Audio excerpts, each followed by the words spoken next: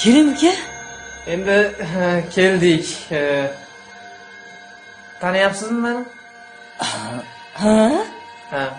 Esingizda bo'lsa shu bitta qizga shu issiq sovuq qilib bering degan edim. Ha, ta'sir qildimi?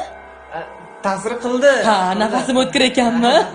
O'shanga endi ozgina sal shu sovutib bersangiz Aka, deb keluvdim.